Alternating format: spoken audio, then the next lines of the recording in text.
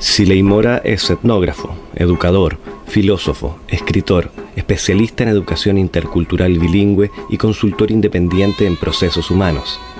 Es autor de una veintena de textos relacionados a la investigación antropológica y a la difusión del patrimonio intangible del mundo indígena, especialmente vinculados a la cosmovisión, medicina, religión y lengua mapuche.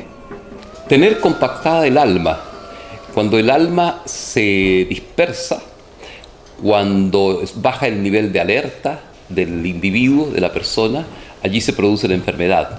Por tanto, estar sano significa para el mundo indígena y particularmente para el mundo mapuche, huilliche, significa que uno actúa o anda por la vida alerta como un guerrero. Por ejemplo, una antigua palabra para decir estoy sano, estoy alentado, como decían los antiguos en el campo, era conañén. Y conañén significa literalmente poseer el estado guerrero. El guerrero tiene que andar por la vida con el pensamiento despierto, con la mente muy despierta. Entonces, cuando eso ocurre, hay salud, porque la enfermedad ocurre cuando baja el nivel de alerta y allí el alma se abre y se introducen agentes extraños al cuerpo, que los mapuches, huilliches le llaman huecufe. Huecufe es todo impresión, toda fuerza extraña que viene de afuera y que se aloja dentro de uno cuando uno abre, podríamos decir en el lenguaje occidental, abre sus defensas. Pero las defensas se abren cuando ocurre una tristeza del alma, ocurre una pérdida del yo consciente, ¿no? Cuando algo de afuera nos atrapa la atención y se nos va la preocupación tras eso, allí quedamos expuestos a la enfermedad. Eso muy en síntesis. Eso sería entonces el concepto salud y enfermedad. Ahondando un poquito más en el tema de la enfermedad, habría que decir que para el mundo indígena la principal medicina, por tanto, es estar despierto. Desde niño los mapuches recibían ese constante recordatorio, Chepelay Misuam, ¿no? Despierta tu mente, mantén despierta tu mente, que no te atrape el huecufe, que no te atrape lo de afuera. Y otra estrategia, dentro de las varias estrategias para promover la salud, era justamente lingüística, no inventar la palabra enfermedad, ¿no? Dentro de los miles de vocablos magníficos que tiene la lengua mapuche, se optó por podríamos llamarle, por una profilaxis de las palabras, ¿no? No inventar la palabra enfermedad. Entonces en mapudungún o en chedungún existe dolor, ¿no? Cutrán, pero no enfermedad, ¿no?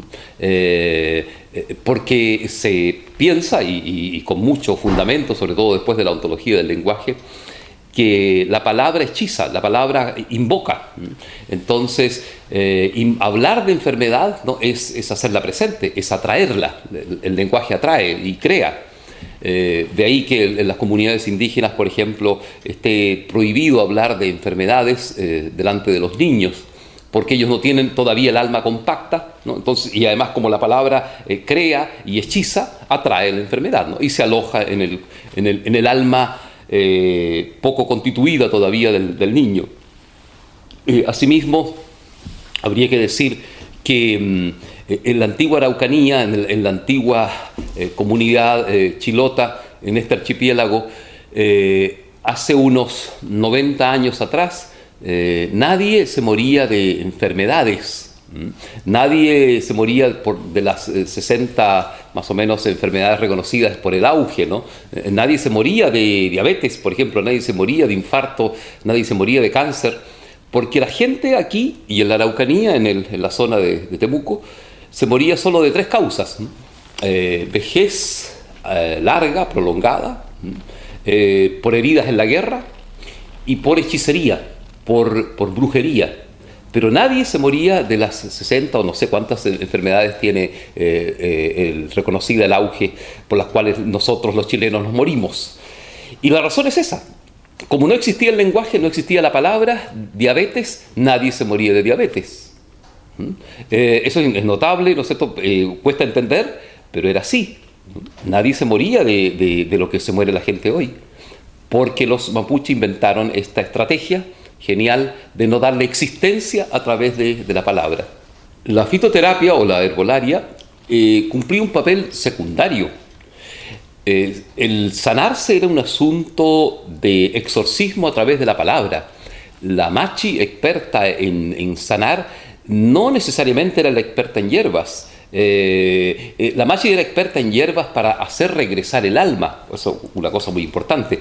Toda mujer era experta en hierbas. Las hierbas son paliativos, son ayudadores, son aliados del cuerpo y de los órganos del cuerpo, pero no son lo central de la medicina indígena mapuche huilliche, ¿no? Lo central es curar a través de la palabra.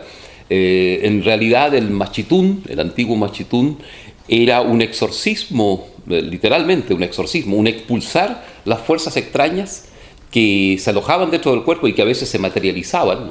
La machi todavía, cuando succiona una parte del cuerpo del enfermo, extrae de allí un animalito, una lagartija, algo, o una pelota de pelos. No se sabe si es un poco puesta en escena, si realmente extrae eso, pero lo importante es que afecta la psiquis del enfermo y comprueba él, ve que sale de su cuerpo el mal. Entonces la esencia del rito terapéutico, la esencia de la medicina mapuche es curar a través de la palabra, exorcizarlo, ordenarle al mal que se vaya, y las hierbas son un complemento nomás para eso, ¿no?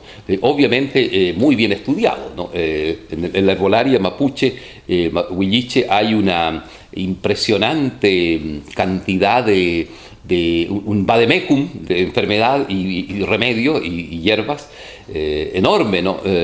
Hay un libro que yo ayudé a rescatar, que encontré perdido sin editar, de un sacerdote capuchino alemán, Wilhelm de Mesbach, que se llama Botánica Indígena de Chile, editado por el Museo Precolombino de Santiago, en donde ahí figuran por lo menos, se estudian, ¿no?, 1200 hierbas nativas del sur de Chile y de Chiloé, con su propiedad medicinal, con su nombre científico y con su descripción perfecta de qué se usa para tal cosa.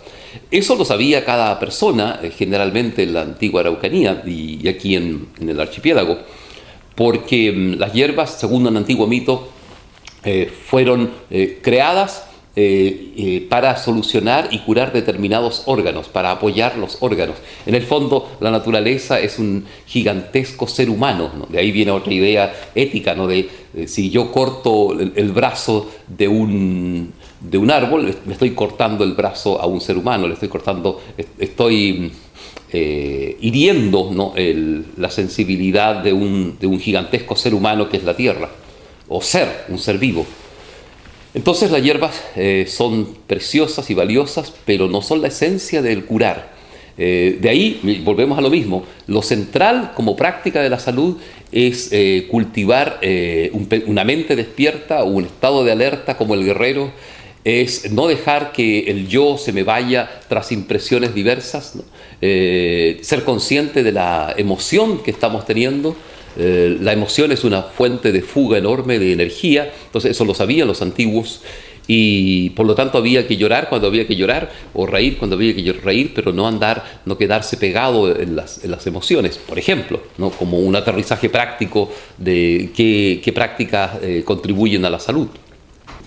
La machi es experta en hierbas, pero dije en hierbas, podríamos llamarle psicotrópicas, en hierbas que alteran el estado de la conciencia. No necesariamente era la experta herbolaria en todo, ¿no? Y ella consume hierbas también para entrar en éxtasis, ¿no?, junto con el baile, ¿no? Y recomienda hierbas según la elección que haya recibido. Depende de la machi, es la receta de las hierbas, ¿no? Por ejemplo, hay ciertas machis que solo trabajan con maqui, otras con solo canelo, que es lo más habitual, ¿no? Pero otras trabajan con laurel, fundamentalmente, ¿no? Fundamentalmente. Entonces, depende el llamado, la especialidad de la machi para recetar hierbas, ¿no?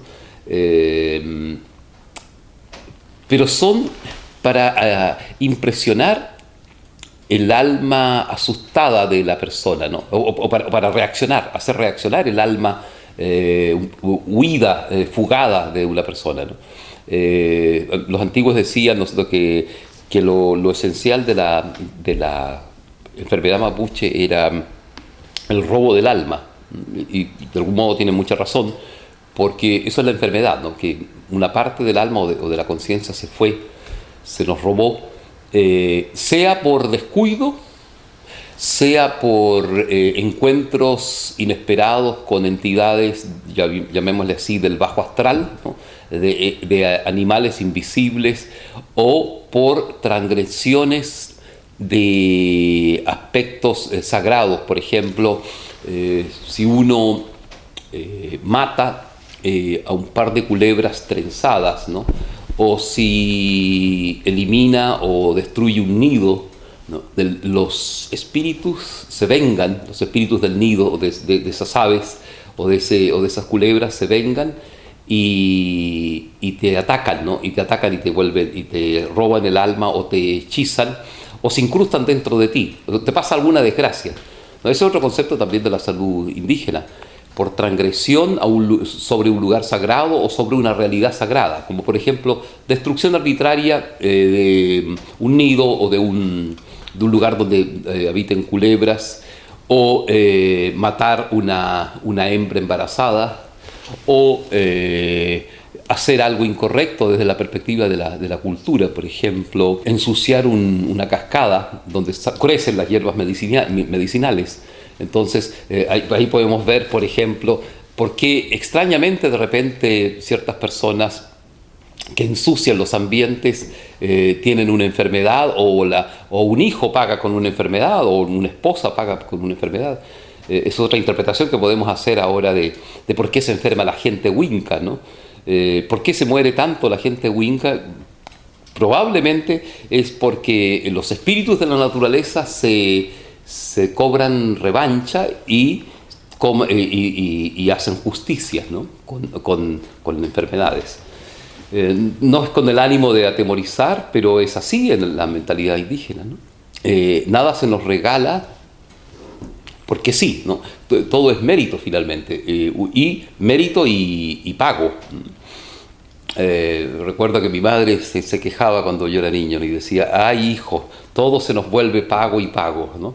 Entonces ahora entiendo, claro, todo es pago, todo es compra y pago, compra-venta para el mundo indígena, porque uno tiene que sacar lo que se merece. Por ejemplo, cuando una mujer va a sacar a la cantera rofo o greda para hacer un cántaro, para hacer una vasija de greda, ¿no? Ella lleva una ofrenda al rey Cusé, al espíritu de la greda, ¿no? Al dueño de la greda, al espíritu dueño, y deja ahí unas lanitas de colores, o deja hierba, o deja azúcar, para pagar lo que saca, ¿no? Y si uno no hace eso, el cantarito se quiebra en la feria, o no se vende, o hay problemas con eso que uno fabrica. Entonces ese es un pequeño ejemplo de que todo se tiene que pagar y dar y restituir lo que uno saca. Los dioses no regalan nada. Esa es una expresión antigua, ¿no? Mira, esto se ve incluso con la palabra Guillatún, ¿no? Guillatún, la rogativa máxima religiosa, la ceremonia religiosa máxima indígena, viene del verbo guillán, y guillán es comprar. Entonces lo que se traduce como rogar o rogativa no es tal, ¿no? Es un comercio sagrado el que se hace en esa ceremonia, ¿no? Porque la comunidad ofrece su sacrificio, ofrece un par de corderos, ofrece su vigilia, de estar 2 noches en vigilia, ofrece sus semillas, ofrece su ayuno, porque son días y noches de ayuno que termina después con una comida, por cierto. Ofrece su estar callado, su autodominio, ofrece su disciplina. A cambio, de que el cielo nos favorezca con lluvias, con buen tiempo, a cambio de lo que la comunidad pide, a cambio del propósito de la comunidad. Entonces, nada es gratis. Una anécdota que ilustra pero magníficamente bien la dimensión que tiene el lenguaje en la salud y en la enfermedad fue algo que yo vivencié y que fue una anécdota parteaguas en mi vida, porque eso originó a que yo creara un método terapéutico basado en el lenguaje, basado en el lenguaje escrito, en la escritura, que hoy día yo le he llamado ontoescritura, y sobre eso hago cursos. Cierta vez, hace ya muchos años, yo era asiduo visitante de una machi, la Machi Panchita, en Quepe, en Temuco, y ya después de varias visitas, por un par de años que se habían extendido, un día la Machi me dice que no quiere verme más, ¿no? Entonces yo le pregunto que por qué no quiere verme más, y me dijo, porque yo ya quiero cambiar ropa, cambiar esta ropa, decía, ¿no? Y se tocaba el cuerpo, Khalil, cuerpo, Takun, ropa, cambiarse ropa en la mentalidad indígena es una metáfora para decir que voy a morir, ¿no? Que voy a dejar este cuerpo y mi espíritu va a tener otra ropa, se va a poner otra ropa, otro cuerpo. Entonces comprendí yo lo que me decía, entonces allí me atreví a hacerle la pregunta que yo siempre quería hacerle, y eso era el objetivo de mi investigación con ella. Le hago la pregunta de rompe y rasga, nomás así, ¿no? de golpe. Machi, le digo, ¿por qué uno se enferma? Y ella se enoja, ¿no? Y me dice, ¿qué no sabís tú, tonto, ¿no es cierto?, cerrado de mollera? No aprendiste nada tú aquí conmigo. Todo lo que te enseñé no sabís nada tú, oye, tonto, como que estudiaste cosas, andás con libros aquí, no sabís esto, ¿no? ¿Qué uno se enferma? ¿Por qué uno se enferma? Pues dijo, y murmuraba, teatralizando un poco las cosas, ¿no? Pues, si es tan fácil, ¿no? Entonces se quedó callada, se giró, y de repente me dice de golpe la respuesta, ¿no?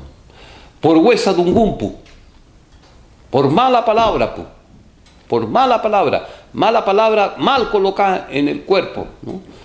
Uno desde chiquitito escucha mala palabra, dice, y queda mal coloca aquí, mal coloca acá, mal coloca corazón en el piuque, mal coloca en el piuque, mal coloca cabeza, ¿no? Se tocaba todo el cuerpo, ¿no? Y por eso después el cuerpo duele, cuerpo paga todo por mala palabra, por mala palabra.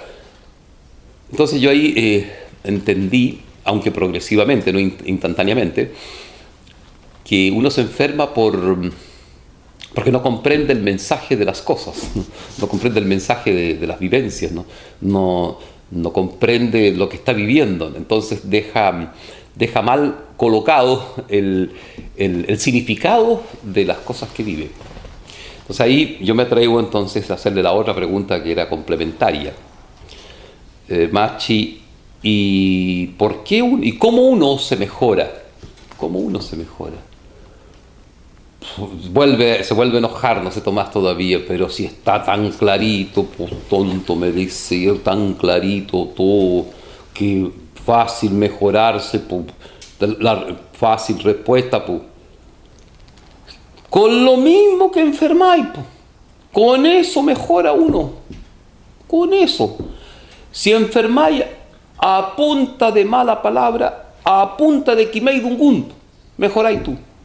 A punta de buena palabra ahora. Tenís tú que volverte a decir toda la mala palabra, volverte a decir bien, ¿no? Decirte buena palabra, volverte a repetir todo, ¿no? Para dejarla bien colocada ahora la palabra. Entonces, si uno piensa, ella me estaba dando la esencia del psicoanálisis, por ejemplo, que trabaja con la palabra, ¿no? o con la logoterapia. Por eso la Machi lo que hace en un machitún es una logoterapia ritualizada, ¿no? En forma de exorcismo lingüístico, ¿no? de amenazar al mal espíritu y sobre todo de impresionar a la conciencia del enfermo para que recupere su buena palabra, recupere su buen pensamiento, ¿no? Se recupere a sí mismo y se reordene el cuerpo en base a buenos mensajes, ¿no? A recuperar su identidad y su confianza, ¿no? A recuperar su seguridad interna. Eso es lo que hace la Machi con el rito.